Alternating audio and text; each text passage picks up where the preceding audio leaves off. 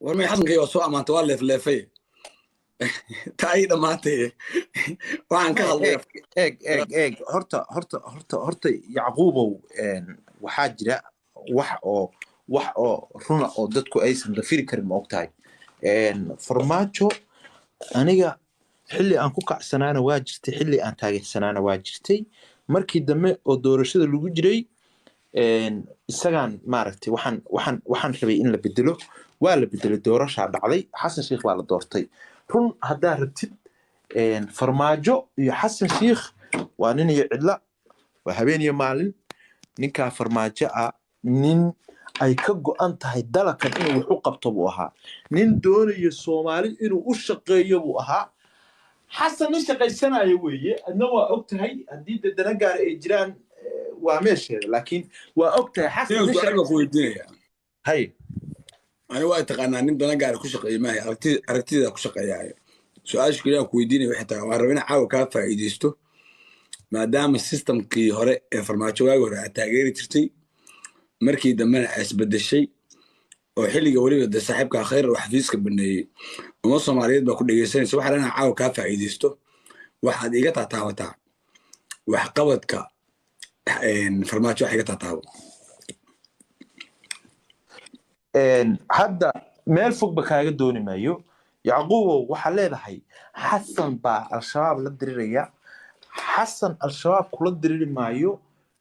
maxaan ku raahdaa ciidan u dibadda kala soo digo kula diriri maayo wuxuu kula dirirayaa waa ciidankii xoogga dalka ciidanka uu xasan kula dirirayo farmaajo dhisay albeeraha aan leedahay waa la diray xasan sheekh intuu u tagay xabad kuma dhufan ciidankii farmaajo dilay baa farmaajo dhisay baa dilay marka jawaabtii meel fogaan ba kaaga soo qabtay ciidanka arkayso oo maanta xasan ku faanayo oo wadankii xoreynaya farmaajo dhisay xasan dhowr bilood buu joogaa dhowr bilood ciidan uguma dhiso marka waa kaaga baxay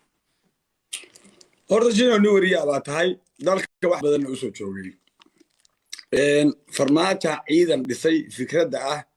oo xilligiinii aad horey u iibin jirteen erayanka kooban baa kaa leeyahay u fiirso dowladda annaga ciidanka noo dhistay ee Turksom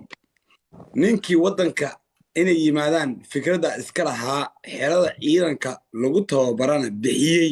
fikradda waxaa iska lahaa ay ku yimaadeen iyo heshiiska Sheekh Shariif Sheekh Axmed xerada tan Turksom ee ciidamada lagu tababarayo Soomaaliyeedna ninkii dhulka bixiyey ee kala ahaana wuxuu ahaa xasan sheekh maxamuud okay ciidamadii Soomaaliya oo xilligii xasan sheekh maxamuud halka sida kale nooga dhig waxa kan balaaran ka daa sida kale nooga dhig ciidamada xilligii xasan sheekh maxamuud isnaa oo ilaa iyo 8 degmo xoreeyay ciidankii 8 degmo xoreeyay ruuxan xagee laga dhaabalaayada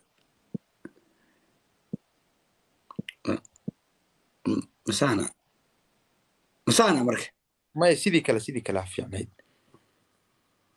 de laba kaliya naha okay shiina day ciidankii xoreeyay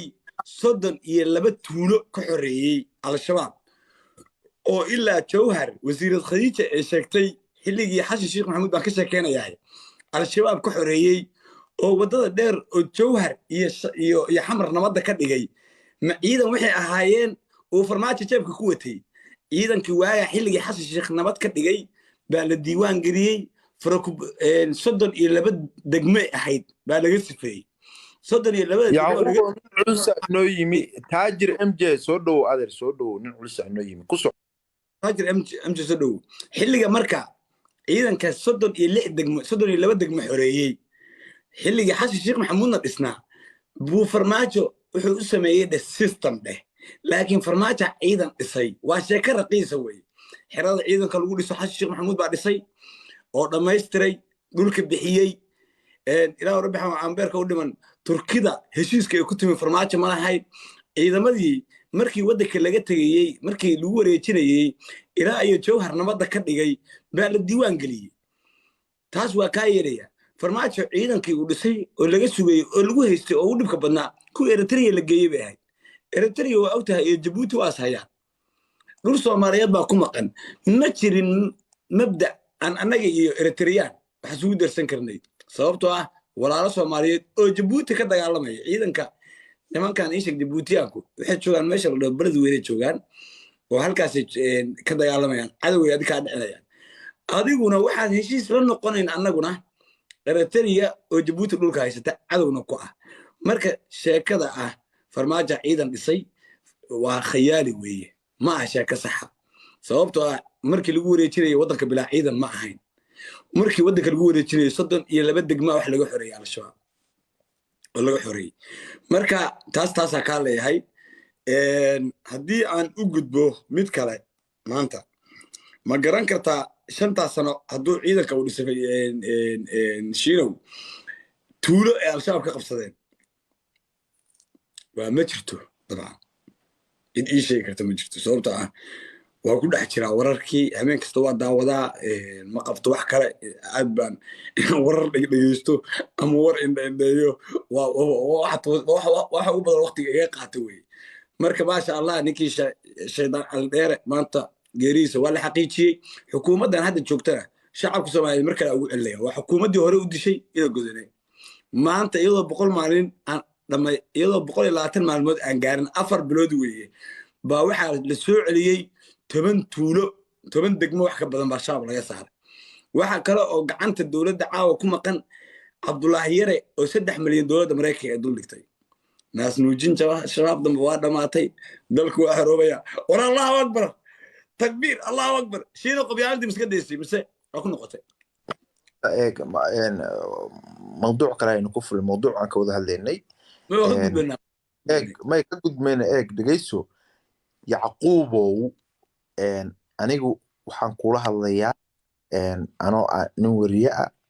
أو سياسة الصوماليات معناها فلنقية أو كورما أو سدو ولا السعودة أو حوجار ما قولها الليا قولها اللي مايو أنا معارض أنا قولها اللي مايو أنا عد ما وشيتنا قولها اللي مايو أنا عد هوسكيني ومعارضنا قولها اللي مايو هذا إريتريا كله وادرتي وحمود دا إن هذا أبديت أهين إريتريا سيدا أهلسو مدحونا هاد الجوجا وحو هاد الجري مركي ومعارض كأها ومشرح أها لكن مركي للدورتي أبديت ملهي وحن نقول لي هي وحاكتكتي إنه إريتريا تجي أو إذا مذي هالكالجي اللي قلت بري دور كونها وصاب بغضي أو أو مجرتي إذا ماذا قاب كلور دسي ولا دعي أو مدحويني هراء الصومالية وسووا كوبغادي أو شلكوا عن بارين جري أو الدولة إريتريا وجمع هاد عليي يا اسمها عيدا كاس ونشجعي إن يهين عيدا كي وجود اسمها فينا أبد الصومالية لور دسو الدبل لو قاضو إسلام مركزنا أي عيدا كاسيين عيدا الصوماليات oo beri ka maalin markay wadanka ku soo noqdaan wax badan umada Soomaaliyeed taraya adiga marka waxa uu hadlaysaa Xasan Shale markuu mucaaradkaas u ahli jiray marka Xasan hadda taageersan tahay hadda sidoo uu hadlo ayaan jeclaan lahaa horta inaan u hadasho taasi waa koow ta kale niyahow waxa weeye dawladda hadda joogta dawlad muddo yar joogtay weeye waa dadaalaysaa intikraamkeeda ah dawladdii ka horeysay madaxweyne maxamed cabdullaahi farmaajo labada madaxweyne leadership-kooda marka la isdhinac dhigo laba nin oo isu dhigma walaale ma aha adigana waa og tahay laakiin nin jeclaysi baa ku madax maray farmaajo hogaamiye qable oo qiimo leh oo wadana kan inuu wax u qabto ay ka go'nayd buu ahaa xasan sheekh maxamuud dadku waxay islahaayeen ninkaasi 4 sano hadduu mucaarad ahaa 5 sano banaanka fadhiyay wax badan baa maxaa ku raahday u kala baxsan xasan cusub oo way araga imanaya laakiin macal asaf xasankii hore ugu noqday wuxuu ugu noqday kii erete ku ordi jiray maxaa ku raahday dalalka shisheeye dalkaba aan saldhigaynin ganacsadaha ahaa maxaa ku raahday shisheeyaha jeclaa meel kasta taagan ya jecel inuu ka qayb galo baroordiiqda dadka gaalada ah aysan isku diinta ahayn shalay markuu madaxweynaha waxaan ku haysanay ciidamadii Kenya looga laayay ceel cadde oo uu meesheedu intuu tagay baroorta la fariistay oo maaragtay halkaa ugu rukuucayay maanta markii la doortay waxaan islahay waa ka dheeraanayaa gaalo meel tacsi u taalla tegi maayo boqoradda ingiriiska meel aan iska soo galno aanan garanaynin yaa baa arkaysay wixii ka maqnaa aabihii in la dilay baa moodaysaa markuu meesha taagnaa marka niyo xasan waa xasankii shalay maxaa cabdullaahi farmaajo waxa ugu yar oo qofka soomaaliga uu ka faa'iiday waxay ahayd qab micnaha qab warniyahow waa baahanahay baktiga looma cuno ninkaasi wuxuu qaban karayna waa qabtay halkaana ceebi kama raacin dadka soomaaliyeedna iyagoo qurux leh oo qabkoodii u soo celiyey buu meeshaa ku wareejiyey annaga waxaan sheegaynaa wixii noo muuqda waxaan sheegaynaa waxa ummadda soomaaliyeed aragtay waxaan sheegaynaa wax itus oo itaabsi ah farmaajo tacsi taagan ma arag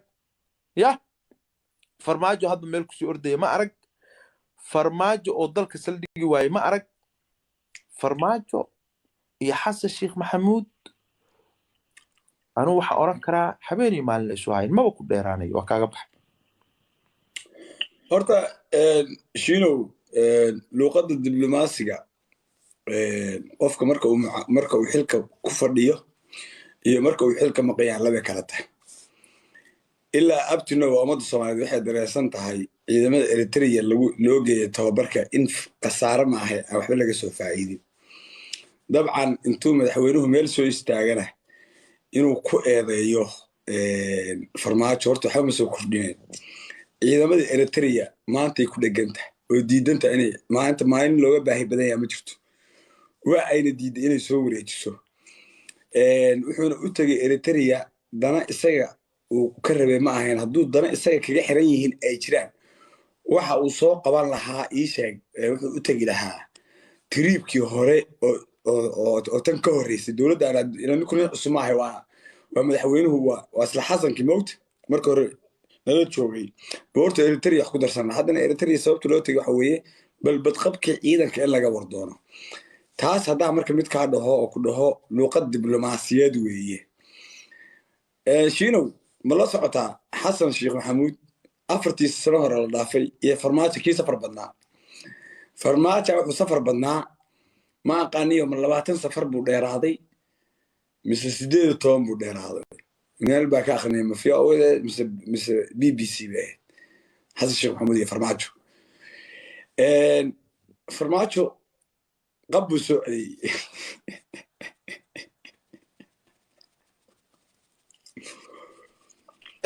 يعقوب